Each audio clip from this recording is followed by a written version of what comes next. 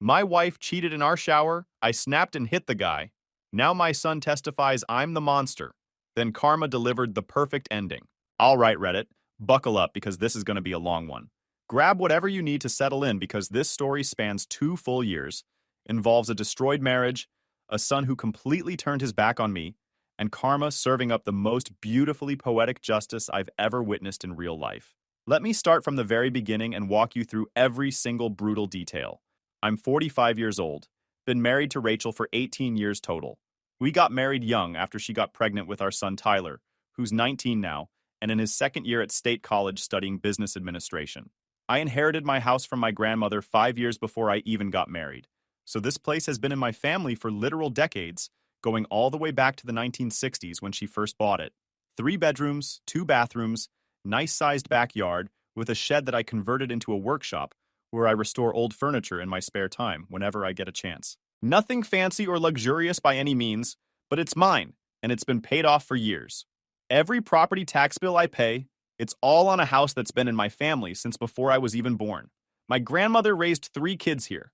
My mom grew up in this house. Now it was supposed to be mine and Rachel's forever home.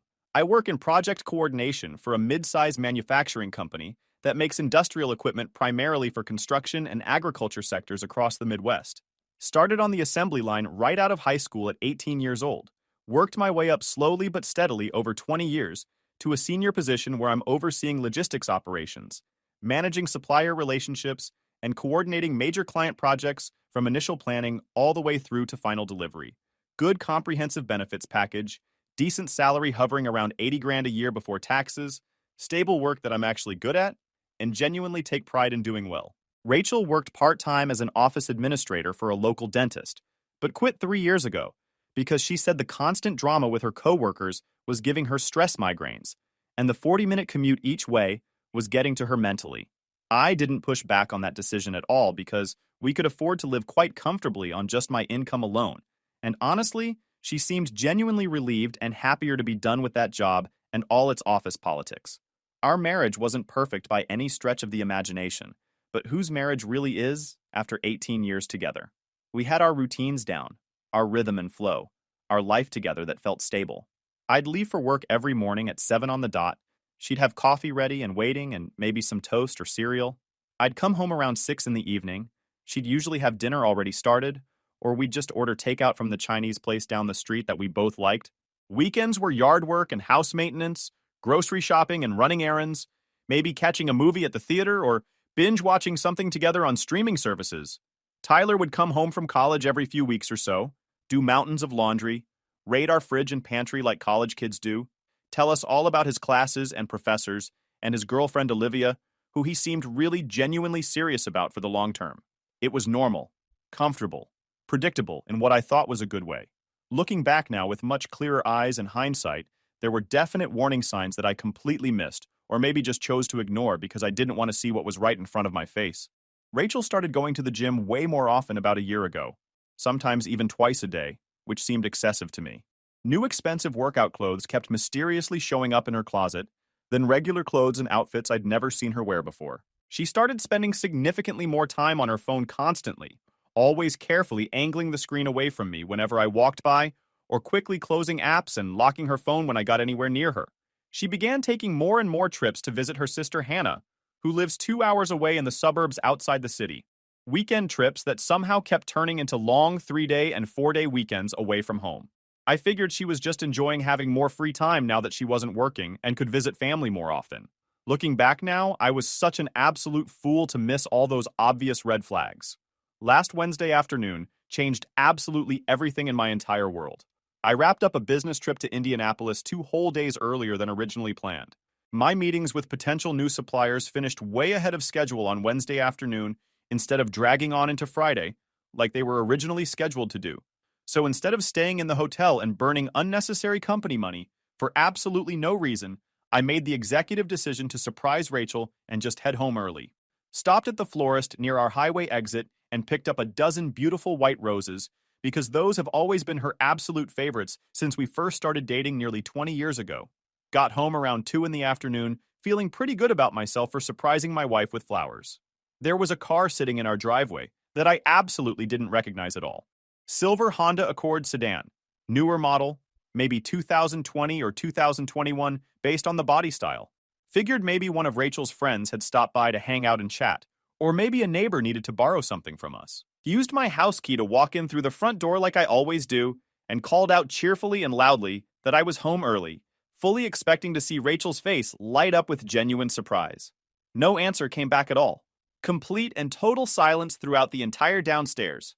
Put the dozen white roses carefully in a glass vase in the kitchen, then heard the shower running upstairs in our master bathroom. That's when I heard voices floating down clearly from the second floor. Two distinct voices.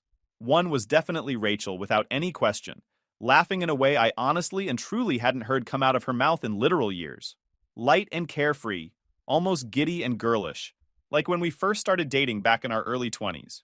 The other voice was definitely, unmistakably male, and definitely not someone I recognized or had ever heard before in my entire life. I stood completely frozen at the bottom of the stairs for probably 30 or 40 seconds straight, my brain desperately scrambling to come up with some reasonable explanation that wasn't what I already knew. Deep down in my gut, it absolutely had to be. Maybe it's a plumber she called and Rachel's just being friendly. Maybe her brother drove up unexpectedly. Maybe I'm completely losing my mind and hearing things that aren't actually there. But I knew the truth. Deep in my gut, where you just know things without needing proof, I already knew exactly what was happening upstairs in my own house. Walked upstairs slowly and deliberately, each individual step feeling heavier and heavier than the last one. The master bathroom door was cracked open about 6 inches, and through the frosted glass shower door, I could clearly see two distinct silhouettes moving together in ways that left absolutely no room for interpretation. My wife of 18 years and some guy I'd never met before. Both very clearly, obviously, unmistakably naked together, and doing things that married people are supposed to only do with each other. Everything that happened in the next few moments is honestly kind of a blur. Even now, when I try really hard to remember it clearly, I threw open that shower door with enough physical force that it banged loudly against the tile wall, and there they were both frozen like deer caught in headlights. Rachel screamed this piercing, high-pitched scream and immediately grabbed desperately for a towel hanging on the nearby rack. The guy, who I later found out through the police report was named Brandon, immediately put both his hands straight up in the air like he was dealing with a police officer during a traffic stop. Mid-30s from what I could tell at a glance, dark hair slicked back with shower water, well-built physique like he spent serious dedicated time at the gym. Standing there completely naked in my shower with my wife in the house, my dead grandmother left me in her will. Brandon had the absolute unbelievable nerve to immediately start talking in this super calm, totally reasonable voice, like we were having some kind of rational adult discussion about something minor and fixable. Said he'd just get dressed real quick and leave the property without any problem at all. No need for things to get ugly here. Maybe it was seeing him so composed and collected, like getting caught sleeping with another man's wife was just a minor inconvenience in his day. Maybe it was the undeniable fact that this was happening in my house that I inherited, in my shower, in the bathroom where I brush my teeth every single day. Maybe it was 18 full years of marriage and trust and partnership just completely shattering right in front of my eyes. Something deep inside me just completely snapped like a dry twig under too much pressure. I grabbed him extremely hard by both shoulders with all my strength and physically threw him against the hard tile bathroom wall with every single ounce of force I had in my body. He hit that solid tile wall hard enough that I heard the impact echo throughout the bathroom. He tried to push me back away from him, so I punched him square in the face as hard as I possibly could. Then I punched him again in the jaw with my other fist. Rachel was screaming bloody murder at me to stop, to please just stop, but I couldn't hear her voice clearly over the roaring sound of pure rage in my own ears. The guy ended up crumpled on the wet bathroom floor in a heap with both hands over his face, desperately trying to protect himself and blood actively pouring from his nose all over my white tile floor. I probably would have kept hitting him over and over until he literally stopped moving entirely. But seeing that bright red blood running freely between his fingers and pooling on the white floor brought me crashing back to reality, like ice-cold water thrown in my face. I backed away from him physically, breathing extremely hard, and told him in no uncertain terms that he had exactly 5 minutes to get completely out of my house before I called the police. He grabbed his clothes that were scattered all across the bathroom floor and literally ran out of my house at top speed, still half-dressed and still actively bleeding from his broken nose. Rachel wrapped herself quickly in a towel and went running after him, not even looking back at me once. When Rachel finally came back inside about 20 minutes later, She stood rigidly in the doorway of our living room and told me in this ice-cold, completely flat voice that I was a violent psychopath and that she was immediately packing a bag and staying at her sister Hannah's house for the foreseeable future. Said I could have literally killed Brandon with my bare hands and that she was now genuinely afraid of me. The same woman who'd been laughing in the shower with another man was now playing the innocent victim. The very next day, Tyler called me from his dorm room at college. Said his mother had called him crying and told him what happened. Her carefully edited version of events anyway.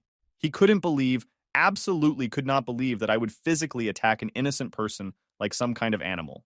When I tried to explain to him that the guy was actively sleeping with his mother in our house, in our shower, he cut me off sharply and said that still didn't give me any right whatsoever to assault anyone.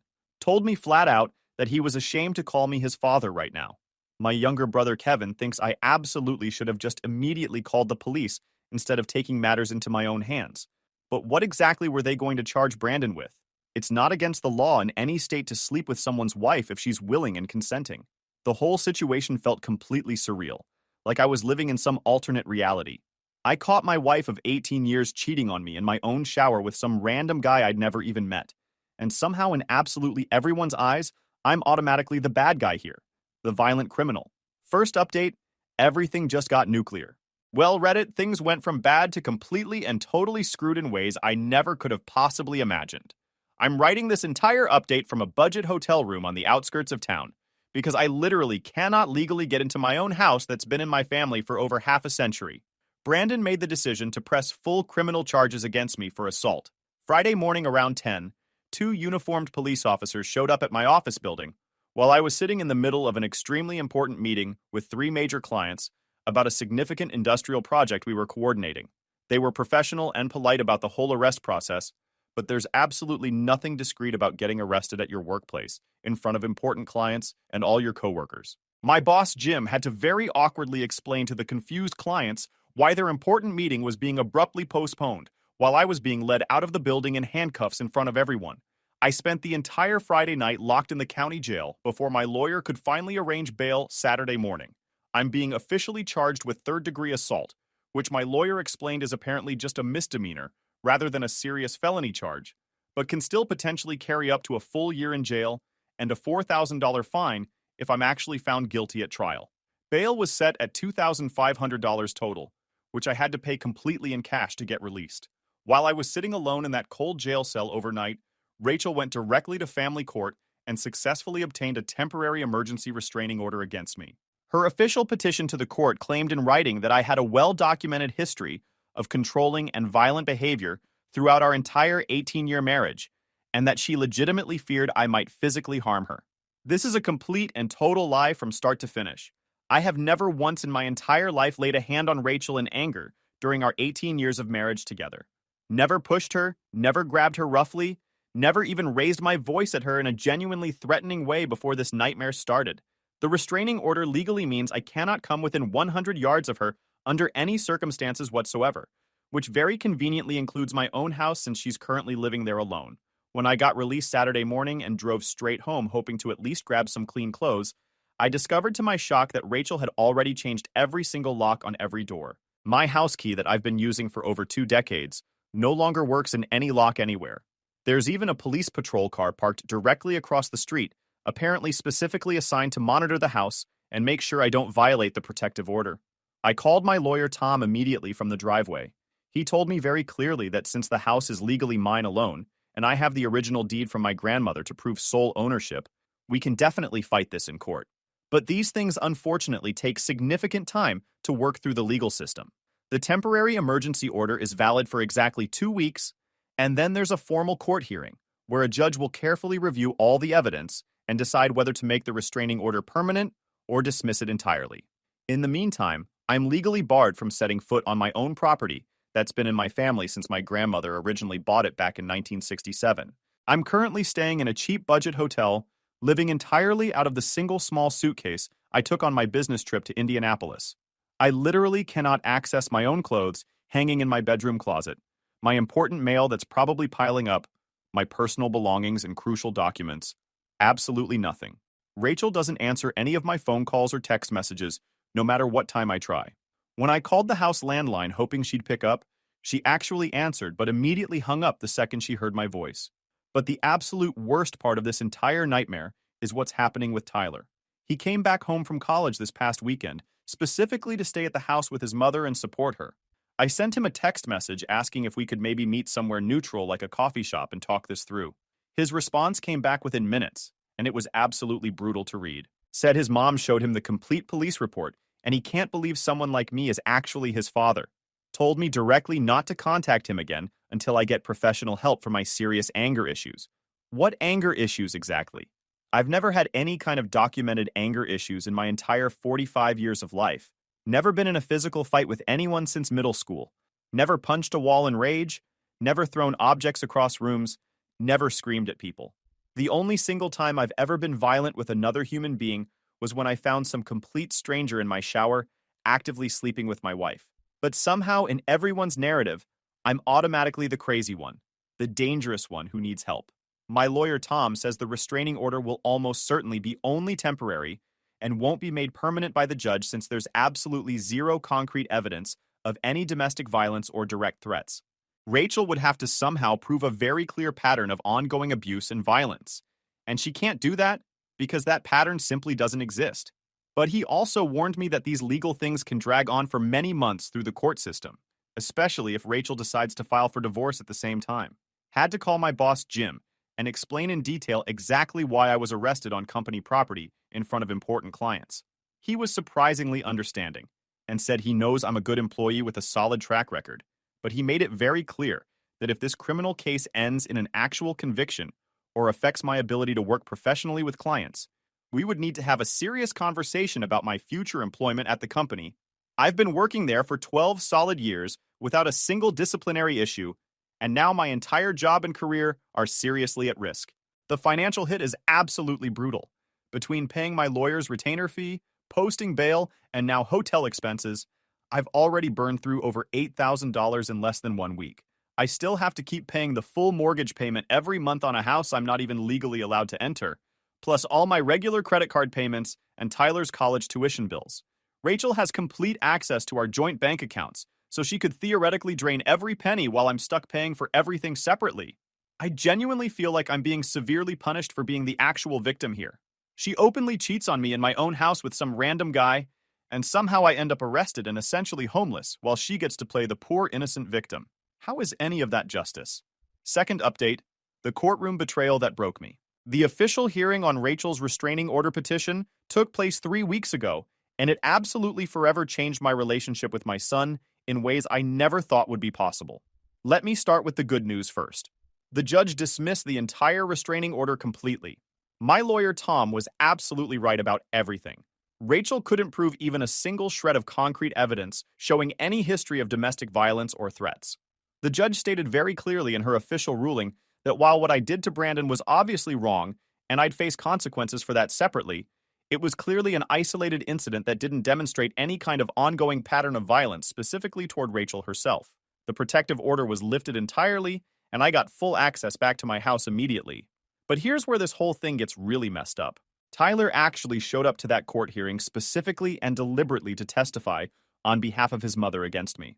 My own son, the kid I raised from birth, stood before that judge and blatantly lied about me under oath. He claimed with a completely straight face that I was controlling and emotionally abusive throughout his entire childhood growing up. Said that I constantly monitored and controlled all communications in our home, and that I made every single important family decision without ever consulting his mother. Told the judge directly I had a seriously bad temper, and that he was constantly afraid of making me angry while growing up. Complete and total lies, all of it. Yeah, when Tyler was a teenager going through high school, Rachel and I had reasonable rules about his cell phone usage and internet access exactly like every responsible parent does. But that's called being good parents who care about their kids' safety. And yes, I made most final decisions about major things like our family finances and home repairs. But that was specifically because Rachel had always told me directly she didn't want to deal with that stuff and preferred I handle those responsibilities entirely so she didn't have to think about them. The most painful part that still haunts me was when Tyler said he felt genuinely relieved when he finally left for college because he no longer had to constantly walk on eggshells at home trying not to upset me. This is the exact same kid who used to call me every single Sunday afternoon without fail from his dorm room, just to talk about his classes, his professors, his new friends, asking for my advice about everything. Now he's standing in an official courtroom telling a judge that he was secretly afraid of his own father for 18 years. My lawyer Tom cross-examined Tyler extremely hard and didn't hold back. Asked him very specific, pointed questions about specific incidents of violence or abuse he supposedly witnessed. Tyler couldn't name even a single specific incident, which greatly weakened the credibility of his testimony. When Tom asked him directly if I had ever physically hit him, or his mother even once, Tyler had to admit under oath that no, I had never done that, but then quickly added that abuse isn't always physical. The judge clearly didn't buy Tyler's testimony based on her facial expressions and questions. She stated very clearly that while family testimony is important to consider, she needed to see actual concrete evidence of genuinely threatening behavior, specifically toward Rachel, not just vague general claims about family dynamics. That's when my lawyer presented our counter evidence. We had obtained Rachel's complete credit card statements and detailed bank records from the last 8 months. She had spent over $7,000 just on hotels and expensive restaurants during her affair with Brandon. These weren't cheap motels. There were charges showing weekend trips to Chicago, Milwaukee, and even a long weekend in Minneapolis. The hotel charges alone totaled $7,800. Luxury places like the Grand Geneva Resort and the Palmer House Hilton, running anywhere from $300 to $400 per night. Another $4,200 spent on dinners at expensive steakhouses and upscale restaurants, always charged for exactly 2 people, plus $3,000 additional dollars at various jewelry stores and men's clothing boutiques, buying expensive gifts that certainly weren't for me since I never received a single one. My lawyer also successfully subpoenaed Rachel's complete cell phone records, which revealed literally hundreds of calls and text messages going back and forth constantly to Brandon's phone number over those same 8 months. The timing matched up perfectly with the credit card charges. Rachel's lawyer tried desperately to argue that all this financial evidence wasn't relevant to determining whether I posed any physical threat to Rachel's safety. The judge immediately shut that argument down hard, said it was absolutely relevant because it clearly demonstrated that Rachel had been deliberately planning and actively carrying out an extensive affair for many months, which provided crucial context for understanding my reaction. The restraining order was dismissed completely. Rachel immediately filed for divorce the very next day. She's asking for permanent monthly spousal support payments, half the total value of the house, even though it's clearly my sole inheritance, and half of absolutely everything else we own. Her divorce lawyer is still trying to use the pending assault charge against me, claiming I'm mentally unfit to handle major financial decisions. My criminal defense lawyer says that charge will almost certainly be reduced down to simple disorderly conduct with probation. But the hardest part is dealing with Tyler. Right after his testimony ended, I confronted him outside the courthouse in the parking lot, asked him directly why he would deliberately lie under oath just to help his cheating mother. He looked me straight in the eyes and told me he wasn't lying, that this was genuinely how he experienced our family dynamics. I told him that having reasonable rules and clear expectations for your child isn't abuse, and that every single decision I made was for the good of our family. He replied that's exactly the kind of thing an abusive person would say, and that he's genuinely proud of his mother for finally finding the courage to stand up to me. Haven't spoken a single word to him since. He's currently living with Rachel at her sister Hannah's house, and they've both blocked my phone number. My brother Kevin keeps telling me I should try harder to repair the relationship, but I honestly don't know how you're supposed to get over your own son falsely accusing you of abuse in court. The divorce proceedings are going to be an absolute mess. I'm back living in my house, but it doesn't feel anything like home anymore. Third update: divorce settlement and scorched earth. The divorce was officially finalized last week, and I got a significantly better result than anyone expected. The judge clearly saw through Rachel's lies about abuse and control, and all that detailed financial evidence of her affair made a massive difference. Rachel got almost nothing compared to what she was demanding. The judge ruled definitively that the house remains mine alone as inherited property that was never part of our marital assets. Rachel tried arguing she was entitled to significant compensation for improvements made over our marriage, but my lawyer Tom proved conclusively that most major renovations, including the kitchen remodel, finished basement, and new roof, were all paid for entirely with my personal income, not joint marital funds. She was awarded exactly $12,000 total for her contributions to improvements. That's it. For all other marital assets, the judge divided everything according to who contributed what, and also factored in conduct during the marriage.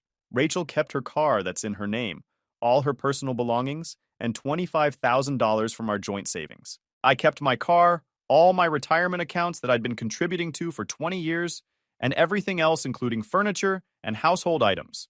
Absolutely zero spousal support awarded due to her proven adultery and her ability to work. She has a bachelor's degree in business and actual work experience, so the judge stated she's perfectly capable of supporting herself. The best moment was when Rachel's lawyer tried arguing she desperately needed more money because she was starting over after years of financial dependence. The judge actually laughed out loud and said someone who had freely spent $15,000 on luxury hotels and expensive gifts for her lover clearly knew exactly how to handle money just fine. Rachel absolutely lost it when the ruling came down, started crying hysterically and saying it wasn't fair, that she'd given up her entire career for our family. Complete lie. She worked part-time by her own choice and quit voluntarily 3 years ago because she claimed she was tired of office politics, not because I forced her. The judge told her very firmly that adultery has real legal consequences and that deliberately using marital funds to support an affair is a serious breach of fiduciary duty. She said Rachel could appeal if she wanted, but the evidence was crystal clear, and the ruling was completely within state guidelines for at-fault divorces. Tyler was in the courtroom for the final hearing, still supporting his mother. When the judge announced the ruling, Tyler actually stood up and shouted that this was nonsense, and his mother had nowhere to go now. The bailiff had to tell him to sit down and be quiet, or he'd be removed. After the hearing ended, Tyler followed me out to the parking lot and started yelling, told me I was destroying his mother's entire life and being heartless for leaving her with nothing. I calmly replied that his mother destroyed her own life by choosing to cheat on me for 8 months. Tyler said a real man would take care of his ex-wife financially, no matter what she'd done wrong. That's when I completely lost my patience. Told him straight up that a real son doesn't lie under oath in court to help his unfaithful mother, and if he wants to keep living in his delusional fantasy world where she's the victim, he can support her himself. He said he'd help her as much as he could, but he's just a broke college student. I replied he'd have even less money now because I was immediately cutting off all his tuition payments and living expenses. If he wanted to actively choose his mother's side over mine, he could also take full responsibility for handling his own education costs. Tyler looked absolutely shocked, like it never occurred to him his decisions could have real consequences. Said he couldn't afford to stay in college without my financial help. I told him he should have thought about that before he testified against me. Rachel overheard our conversation and came running over yelling that I couldn't punish Tyler for telling his truth. I replied very clearly that Tyler deliberately lied under oath, and now he has to live with the natural consequences, exactly the same way she has to live with the consequences of her affair. The current situation is Rachel's living with her sister Hannah, but her brother-in-law is already getting tired of having her there. Rachel's applied for several apartments, but her credit score isn't good, and she has no recent employment history. Most apartment complexes want first month, last month, and security deposit all up front, and she can't afford that even with the $25,000 from the settlement. Tyler went back to college but called me last week begging for me to reconsider cutting off his support. Said he'd applied for student loans, but they don't cover all his tuition and expenses, and he's probably going to have to drop out. Told him he could get a part-time job like thousands of other college students, or he could find some way to genuinely rebuild our relationship. He asked what he'd have to do. I said he'd need to publicly admit that he lied in court and apologize publicly for defaming my character. He insisted he didn't lie, that he just shared his honest perspective. I replied that his supposed perspective almost cost me my house and my financial security, and I wasn't interested in his reinterpretation of history. I've been living completely alone in my house for a few months now, and honestly, it's surprisingly peaceful. No constant drama, no walking on eggshells, no wondering what Rachel's doing. I eat exactly what I want. Watch whatever I feel like watching, don't have to answer to anyone. My brother Kevin thinks I'm being too hard on Tyler, keeps saying he's just a confused kid caught in a terrible situation. But I don't see it that way. Tyler made an active, conscious choice to participate in trying to destroy me financially and legally. Being young doesn't justify lying under oath. Rachel's been trying to contact me through mutual friends, asking for financial help with housing. Some people have suggested I should give her money for an apartment deposit for Tyler's sake, but I don't owe Rachel anything anymore, and Tyler already chose his side. I worked my absolute tail off for 18 solid years to build a stable life for my family, and they both threw everything I did right in my face as soon as it became convenient for them. Now it's their turn to build their own lives without any help from me. Final update, karma is absolutely beautiful. It's been 2 full years since the divorce was finalized, and I honestly never thought I'd be updating this story again, But apparently karma isn't quite done with my former family yet. What happened next is honestly so perfect, I almost can't believe it's real. Tyler married his college girlfriend Olivia last September, in what I heard was a pretty nice ceremony. Obviously, I wasn't invited since we still haven't spoken since the divorce proceedings. I only found out from my brother Kevin, who heard about it from another family member. Rachel apparently paid for the entire wedding with borrowed money she doesn't have, desperately trying to maintain appearances. Olivia seemed like a genuinely good girl the one time I met her before everything went sideways. Smart young woman, was studying accounting, came from a solid family with good values. I always thought Tyler was extremely lucky to have found someone like her, but apparently he didn't value what he had. 3 weeks ago, Olivia discovered that Tyler was actively cheating on her. And here's the absolutely perfect kicker that makes this whole thing beautiful in a cosmic justice kind of way. He was having an affair with a married woman he met directly through his mother, Rachel. Rachel had finally managed to get herself a job as a receptionist at a real estate office downtown after months of searching, and Tyler started stopping by occasionally to visit her there. That's where he met this woman named Michelle, around 35 years old, married with 2 young kids at home. The affair eventually came to light because Michelle's husband found incriminating text messages on her phone late one night. He confronted her about it, she broke down, and confessed everything. And then Michelle's husband contacted Olivia directly through social media to tell her exactly what was happening. Turns out Tyler had been spending money they absolutely didn't have on hotels and expensive dinners with this woman. Exact same pattern as his mother's affair with Brandon. Like mother, like son. Olivia kicked him out of their apartment immediately that same night, filed for divorce within 1 week, and moved back in with her parents who welcomed her home. She emptied their entire joint bank account before he could touch it, and literally threw his wedding ring in his face in the parking lot of their apartment complex in front of neighbors. Here's where this story gets personally interesting for me. Tyler called me 2 weeks ago, literally crying on the phone, begging and pleading for me to help him out financially. Said Olivia took absolutely everything and he can't pay his rent or car payments anymore. Said he made a terrible mistake, and now he finally understands what I went through with Rachel.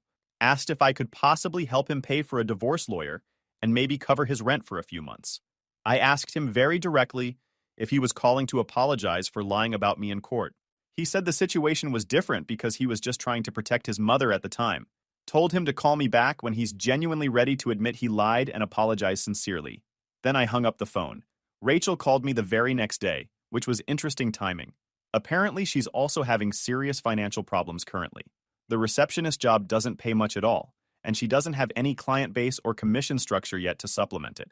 Her sister's husband finally got fed up and kicked her out of their house after nearly 2 years. So she's been living in a weekly rate motel that costs $300 every week and eating through her settlement money fast.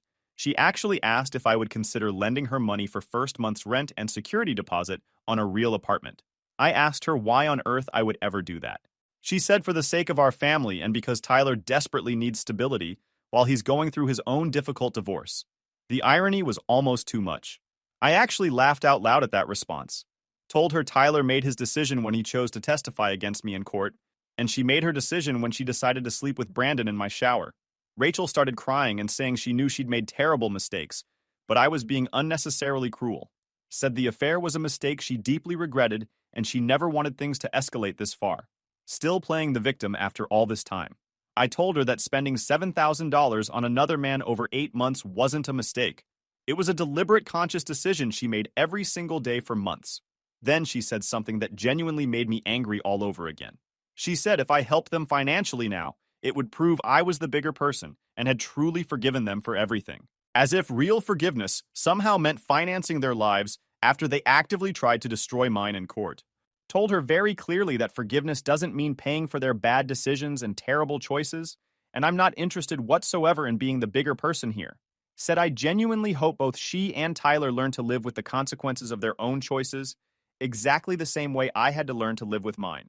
Tyler's called 3 more times since that initial conversation. Each call sounds progressively more desperate. Apparently, he's now 2 months behind on rent, and his car is literally about to be repossessed by the bank. He had to drop out of college completely because he couldn't afford tuition without my help, and now he's working at a chain pizza place making $12 an hour delivering pizzas. The last time Tyler called, he finally said he was sorry for testifying against me in court, but then immediately added that he only did it because he genuinely believed his mother and honestly thought he was doing the right thing at the time. Still making excuses. Told him that wasn't a real apology for lying. It was just another excuse for lying. There's a massive difference between those two things. Olivia actually reached out and contacted me a few weeks ago through social media messaging. She said she wanted to sincerely apologize for not seeing through Tyler and Rachel's lies during all the divorce proceedings. Said going through her own painful divorce made her truly understand what I must have felt being betrayed by people I trusted completely. We've actually been talking occasionally. She's a good person who got caught up in a bad situation. I told her none of it was her fault, and she shouldn't feel guilty for believing her husband. Guys, we are so close to hit 100,000 subscribers on this channel.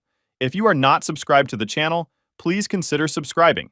It really helps hit that 100,000 mark. Thanks for making this dream come true.